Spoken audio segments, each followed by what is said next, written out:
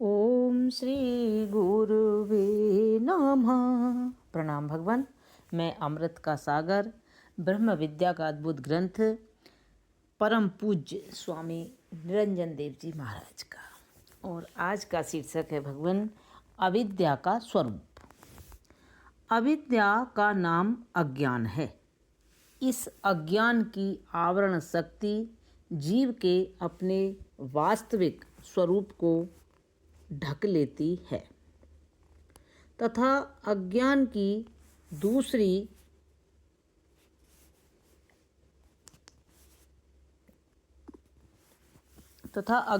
दूसरी विक्षेप शक्ति मायामय जगत को दिखाती है।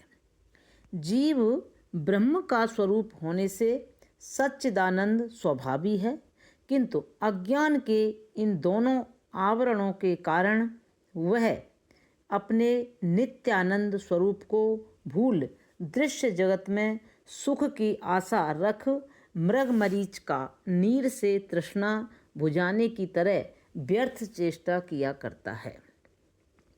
अविद्या की विक्षेप शक्ति 4 प्रकार की होती है।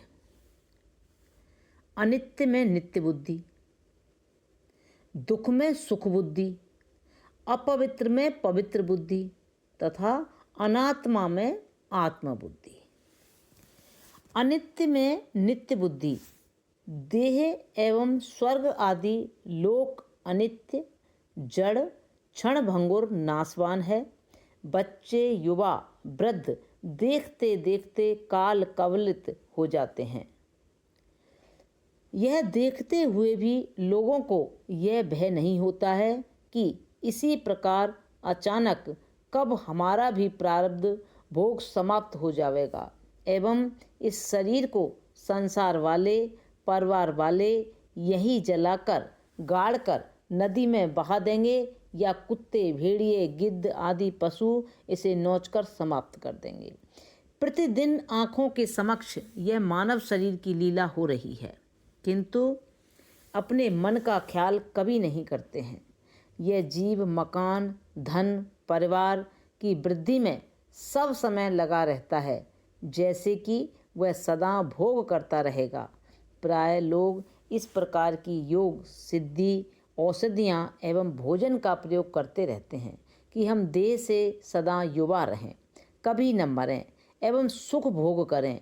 इस प्रकार कभी न समाप्त होने वाली कल्पना योजना सदा बनाया करता है, किंतु आश्चर्य है, जिसके लिए सब कुछ संग्रह करना चाहता है उस शरीर की आयु का कोई भरोसा तक नहीं कि वह इस क्षण है तो अगले क्षण भी रह सकेगा या नहीं। सामान 100 वर्ष का पल की खबर नहीं, पानी तेरा बुद बुदा आसमान उसकी जात, देखत ही छिप जाएगा जो तारा प्रभात। जो कल तक हमारा नहीं था एवं आने वाले कल तक हमारा नहीं रहेगा, जो 4-6 घंटों में अन्न सड़कर फेंकने योग्य है, उससे पोषित ऐसे क्षणभंगुर यह अनित्य शरीर एवं इसके संबंधी जनों में नित्य बुद्धि कर जीव सदा दुखी बना रहता है।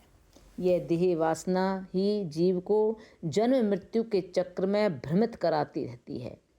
जब हिरण्यकश्यप, भीम, रावण, कंस, हाथी जैसे बलिष्ठ देह वालों को एवं राम कृष्ण आदि अवतारी भगवान की भी देह स्थिर न रह सकी, तो अन्य प्राणियों का देह भी अवश्य नष्ट होगी ही, इसमें संदेह नहीं है।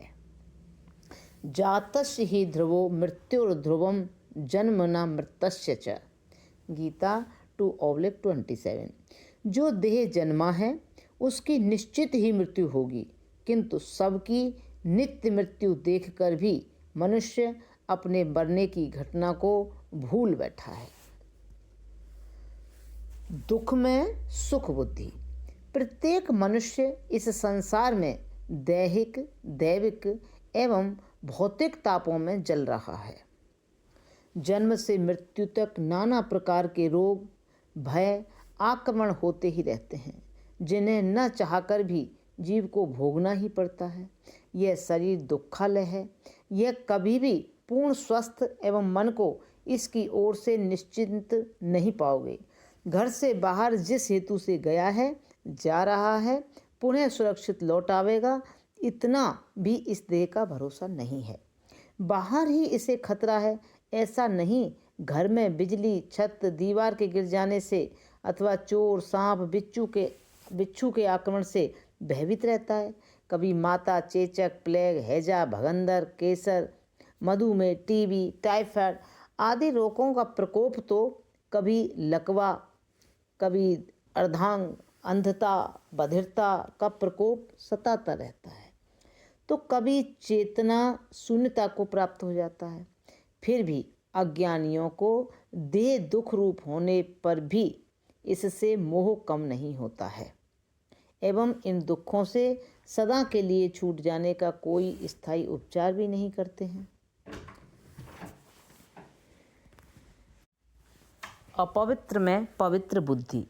देह मांस की छवाई, हड्डी के खंभे, चमड़ी के रंग वाला बिना नींव का महल है। इसमें श्वास प्रश्वास रूपी पंखे, नेत्र रूपी लाइट, कर्ण रूपी फोन, नासिका रूपी वेंटिलेशन तथा बाल रूपी छत पड़ी है। इसमें रज, बीज, रक्त, कफ, लार, मूत्र, मल आदि के भिन्न भिन्न कक्ष हैं। ऐसे अपवित्र स्थान में यह जीव पवित्रता की भावना कर इसे सुंदर रमणीय मानकर उसी प्रकार आसक्त हुआ रह रहा है जैसे कीचड़ में सूअर, भैंस तथा टट्टी में कृमि आदि रहते हैं। कोई जैसे स्वर्ण की थाली तथा कटोरे में मल, मूत्र, लार, कफ, रक्त, बीज, वीर्य आदि भर सुंदर वस्त्र से ढककर स्वाद पूर्वक खाता हो, जैसे कुत्ता एकांत में सूखी हड्डी को चबाकर स्वाद अनुभव करता है, उसी प्रकार यह जीव बाहरी चमड़ी से ढके इस नरक कुंड रूप शरीर में सुख बुद्धि, पवित्र बुद्धि कर दुख भोग रहा है। अपनी स्त्री के मुख एवं मूत्राशय जैसे अपान वायु से महान दुर्गंध युक्त स्थलों में पवित्र एवं सुख बुद्धि कर अपनी जिह्वा से उसका स्वानवत आस्वादन करता है। बिना दुग्ध के स्तनों एवं बिना रस के गाल चुम्बन तथा चूसने की क्रिया में पवित्र एवं सुख बुद्धि कर नित्य आसक्त होता रहता है। दुर्गंध स्वभावी शरीर को इत्र, सेंट, स्प्रे, पाउडर, लिपस्टिक, नकली बालों की बैणी, चोटी, हेयर डाई, हिजाब, खिजाब, कपड़े, अलंकार, नकली दांत, बिंदी आदि से सजाकर सुंदर सुंदर उपमा देकर प्रसन्न रहता है।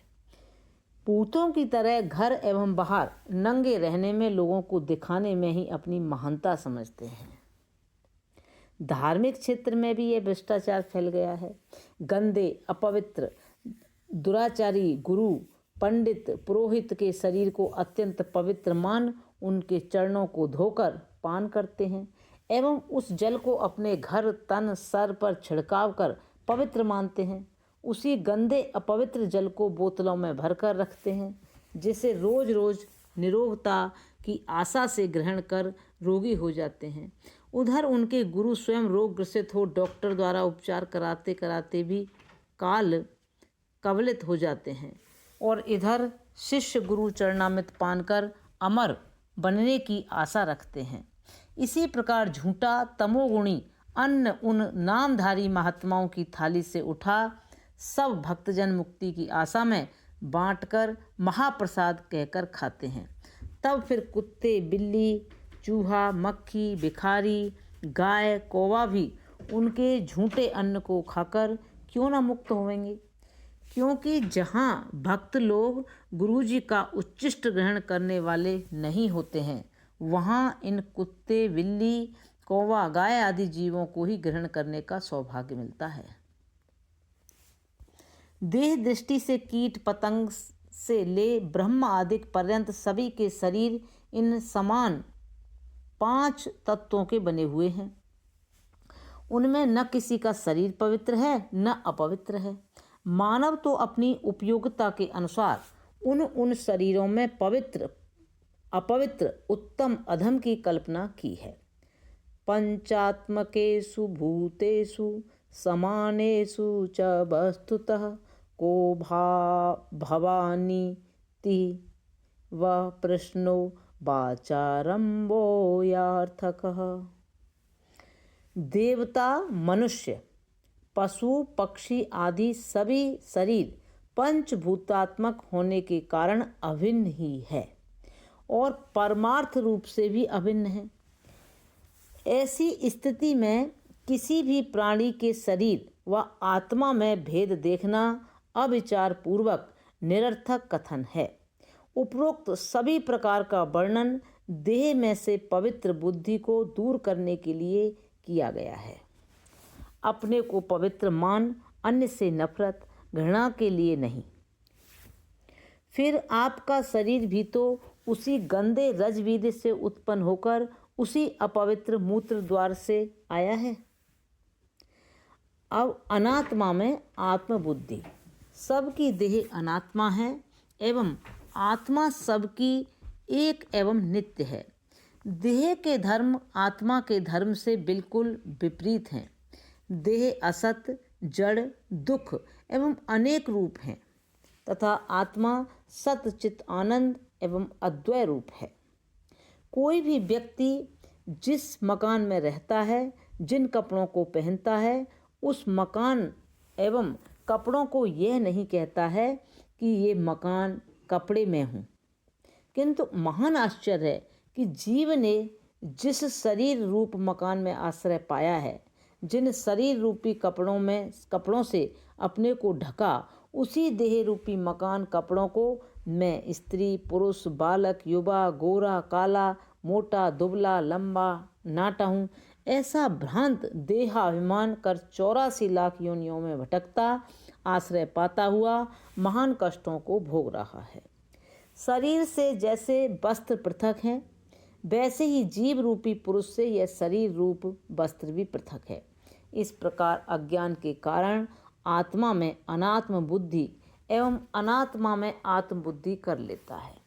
विचार द्वारा स्पष्ट पता लगता है कि देह असत एवं जड़ है तथा मैं आत्मा सत एवं चेतन हूँ। देह दुख रूप और मैं आत्मा आनंद रूप हूँ। देह विकारी तथा मैं आत्मा षड विकार से रहित निर्विकार हूँ। जन्म से मृत्यु पर्यंत सभी अवस्थाएं विकारी शरीर की हैं। मैं आत्मा सबसे असंग, निर्विकार, कूटस्थ रूप हूँ। उपरोक्त चारों वेद अविद्या के हैं। सद्गुरु की कृपा से मुमुक्षु विवेक, वैराग्य, सट संपत्ति साधन युक्त हो वेदांत महावाक्यों का श्रवण, मनन, निधिध्यासन आदि ज्ञान के अंतरंग साधन ग्रहण करे तो तत्काल अविद्या का नाश होकर मुक्त हो जावे। घटे भिन्न घटाकाश आकाशे लीयते यथा देहा भावे तथा योगी स्वरूपे परमात्मने। अवधूत दत्तात्रेय। जिस प्रकार घड़े के फूट जाने पर उस आवरण से घिरा आकाश महाकाश में ही स्थित हो जाता है, उसी प्रकार जीव को आत्मज्ञान हो जाने पर एवं शरीर के प्रारब्ध भोग समाप्त हो जाने पर यह जीव का नाम रूप स्थूल शरीर समाप्त हो जाता है। तब उसमें स्थित जीव आवरण मुक्त हो जाने के फलस्वरूप ब्रह्म रूप में ही सदा के लिए स्थित हो जाता है। घटे भिन्न घटाकाशे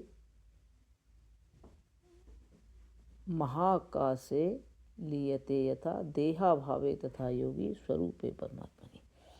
प्रणाम भगवान। अब यहाँ से आगे चल लेंगे। ओम शांति शांति शांति।